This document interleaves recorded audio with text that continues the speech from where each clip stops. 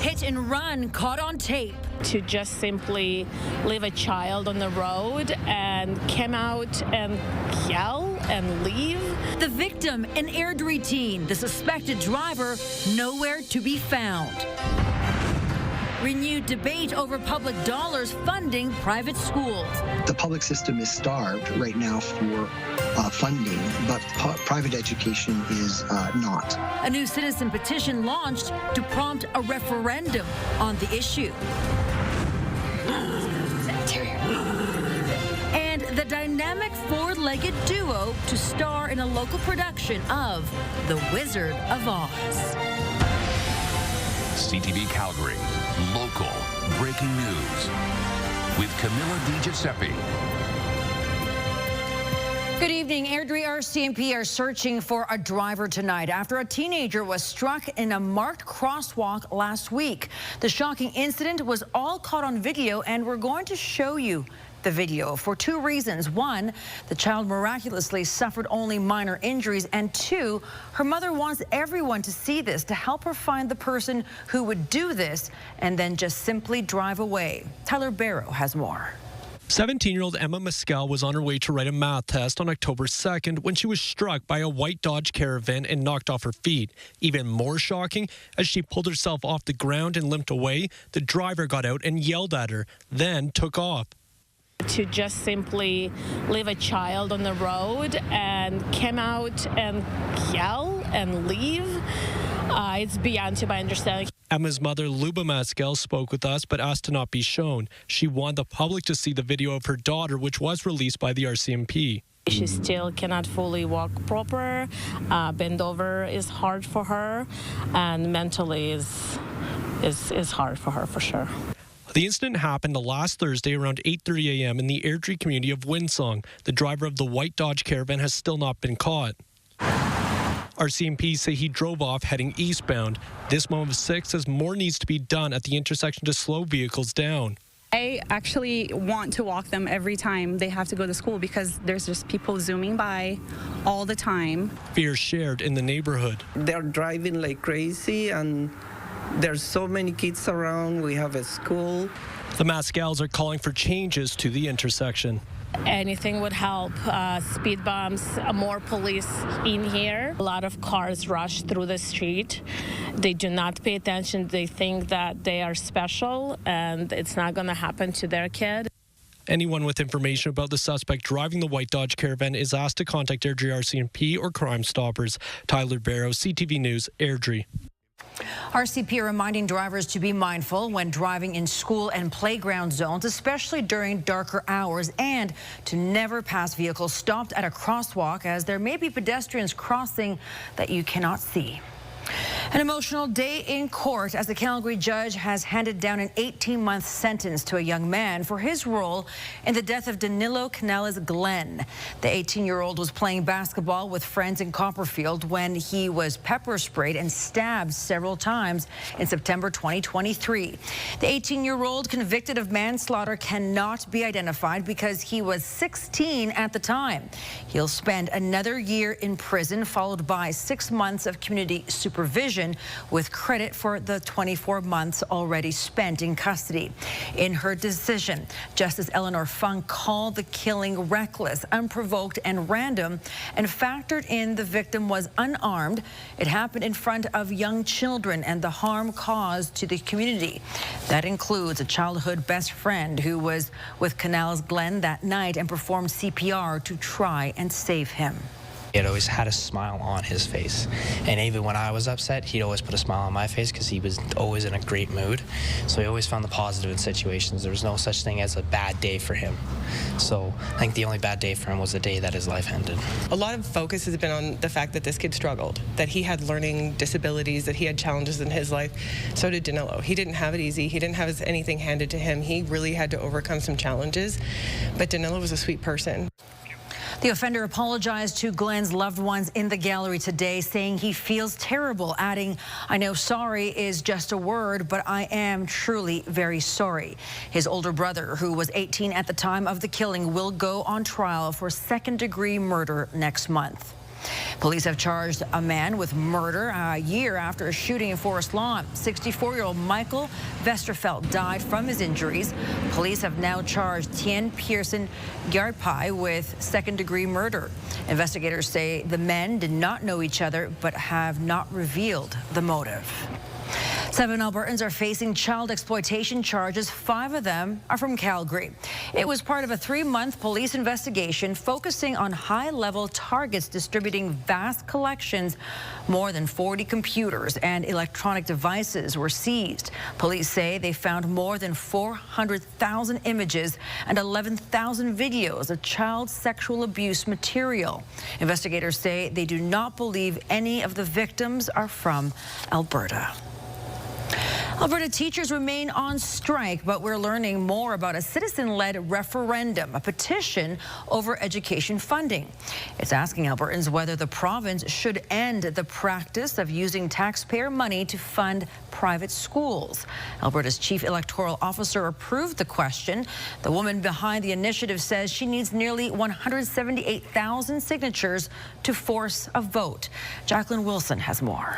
The public system is starved right now for funding, but private education is not. It's a topic the Alberta Teachers Association has issue with. Public dollars going towards private education as teachers fight for more funding to fix overcrowded and complex classrooms. Private schools have the ability to turn students away. They can put class size caps. They can advertise for the fact that, they've got small classes, which public schools can't do. We can't turn students away. We don't have class size caps.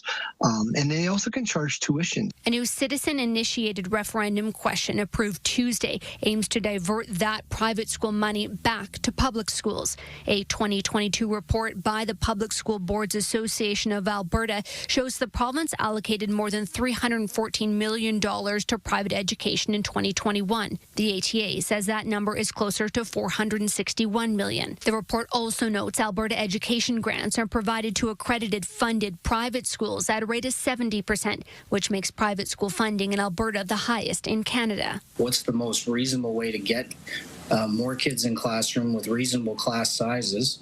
Some of those alternative paths definitely take pressure off the public system as well. Both the province and ATA say they're only in exploratory talks. We've said from the beginning to the teachers union that they've got to go find out what their members really want and come back to a table. We have to come back to the table with something. What's the point in having a third negotiated settlement that the teachers reject? What's unusual about this strike is that it doesn't seem like the parties can even agree on what the problem is, let alone find solutions. The Premier and Finance Minister said on Tuesday they could force teachers back to work after the legislature resumes October 23rd. If we get to the end of the month and nothing's changed, and especially if the ATA hasn't returned to the table formally, then we'll have to consider everything. Jacqueline Wilson, CTV News, Calgary.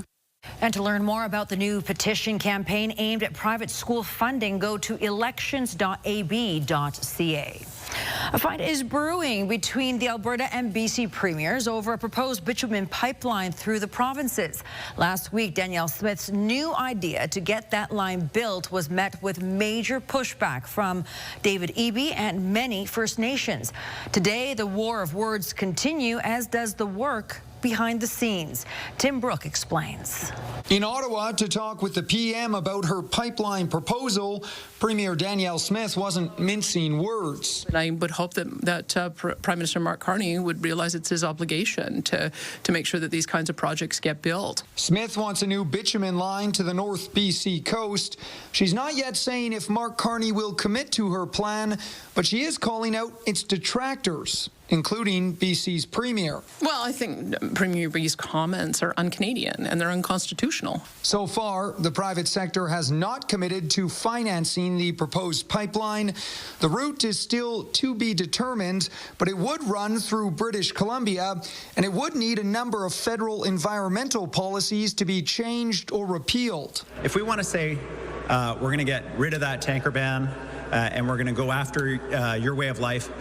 Let's at least make sure that the conversation is about a real project. David Eby believes it's all a political distraction, drawing attention away from other real infrastructure projects that would benefit other provinces. Because their projects are just as damn important as Alberta's project is. It's not the Danielle Smith show, it's the Canadian team. And we all deserve the same opportunity for the same federal funding for our projects as she does for hers. That's not un-Canadian, that is fair. Some experts believe the fiery back and forth is simply politics. The main benefits of that pipeline would come at the production side. Those are benefits in terms of royalties and job creation in Alberta. So there is a risk of the NDP government alienating their base. And Smith is also hearing it from BC First Nations.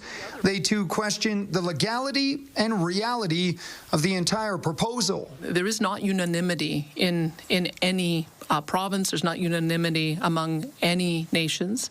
Tim Brooke, CTV News, Calgary.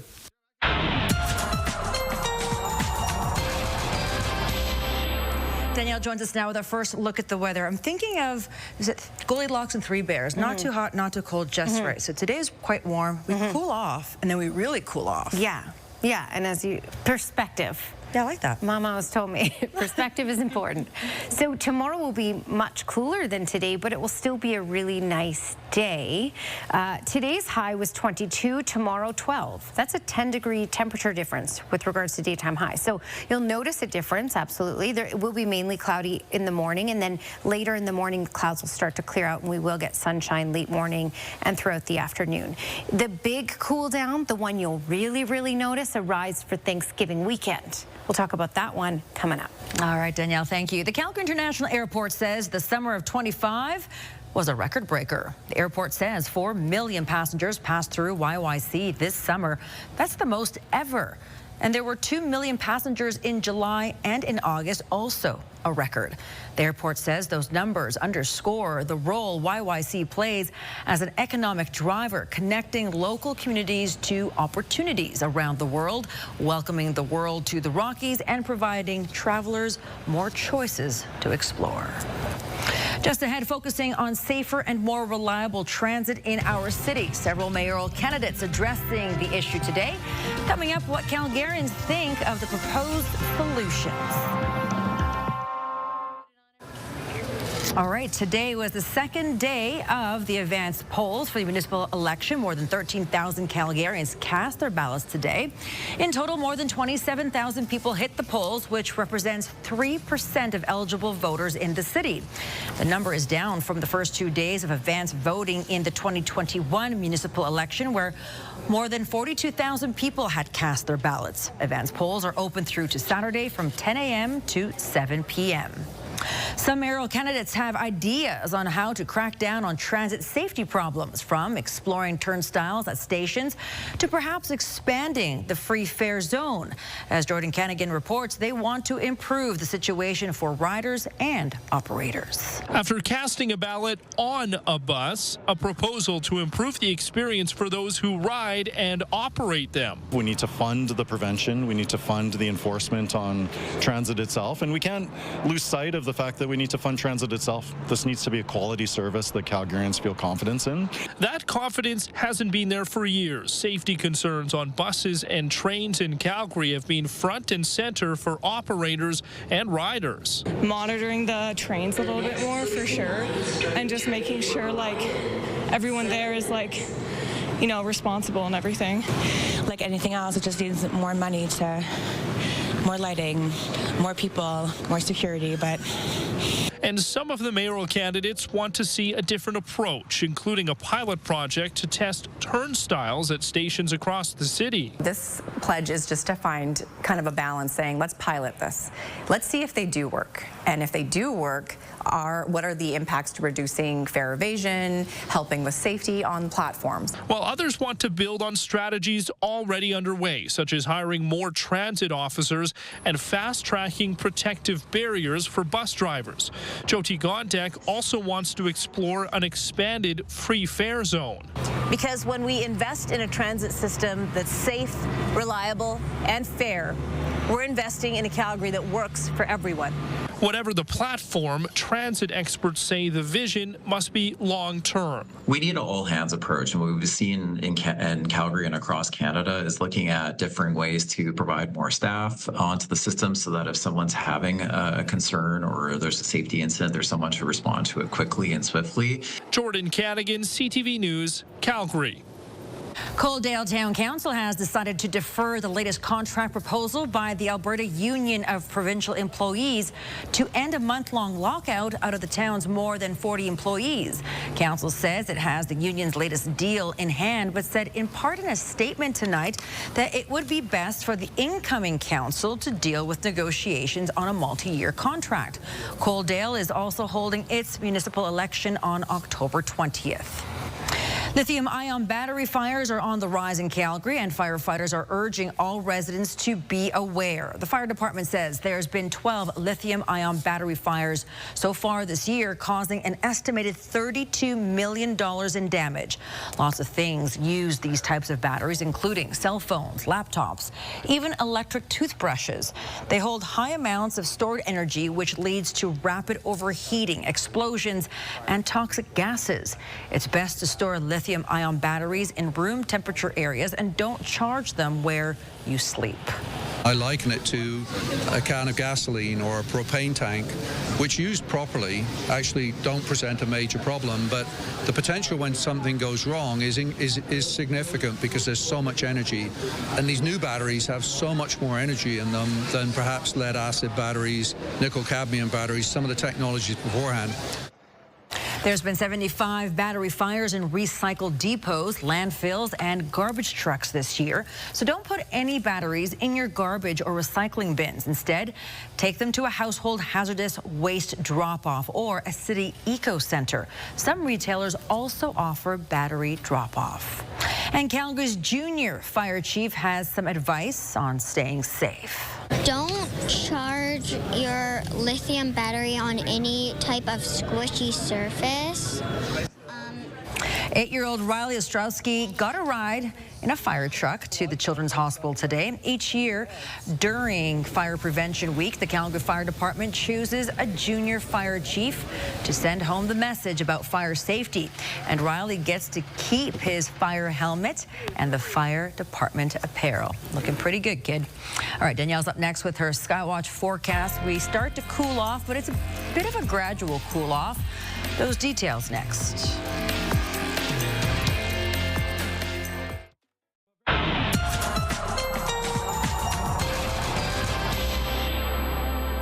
Well, today was toasty, well above normal. A normal daytime high in Calgary is 14 degrees. For this time of year, we got up to 22 today. Winds were relatively calm. The sun was out. Stunning, really, for early October. We're going to be cooler tomorrow, on average about 10 degrees cooler for many communities in southern Alberta, but still a nice day overall. In fact, the entire work week looks nice and stable.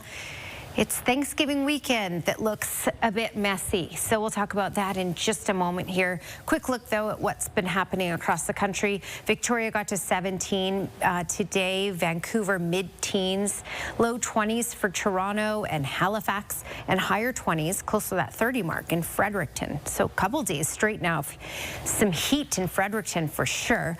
We did have some cloud cover at times today, but also a whole lot of sunshine.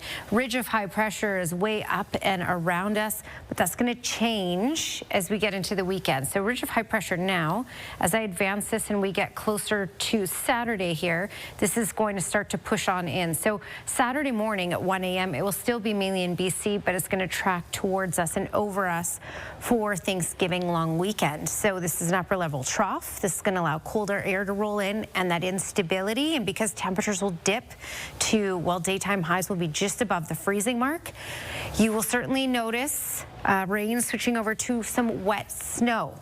Okay, Futurecast showing you the rest of the work week. All of that pretty much moisture and cloud cover will be to the north of us, but we will see some cloud cover in the morning hours in the city, and then that will move out for late morning and early afternoon. So most of the day should be sunny, but the early morning will be cloudy. And then it's quiet right through Friday, and then this is what starts to approach as we get into the weekend. So 12 degrees for tomorrow.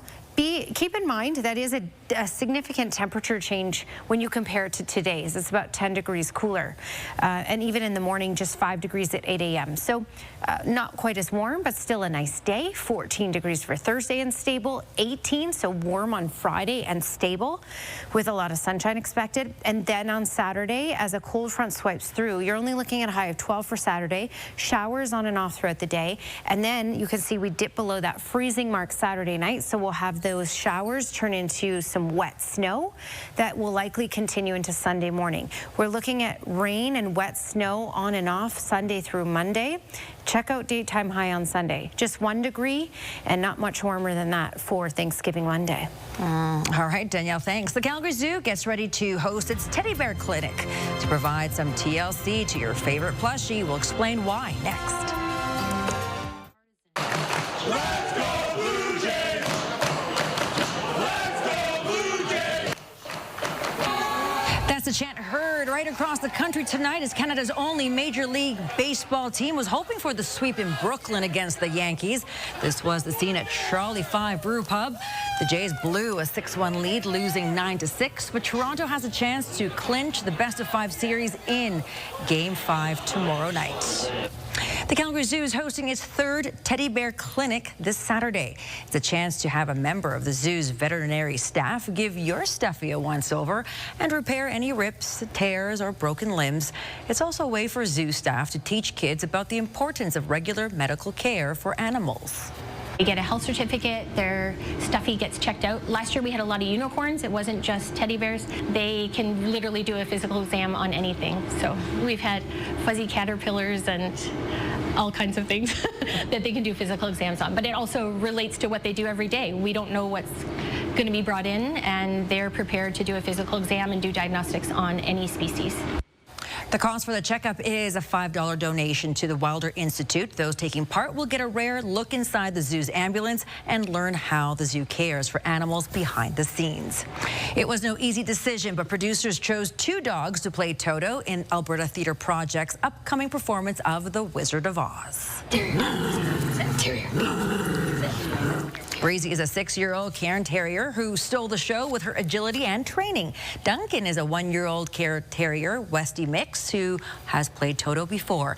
They will switch off performances throughout the run of the play. The artistic director says this amazing duo packs not only great stage presence, but they'll enhance the storytelling and the audience experience. We found the 2 dogs that we felt were going to work best with the ensemble, best for the piece. There's an excitement when there are animals, live animals on stage. So we're embracing it, and we think it adds such a cool element to the show.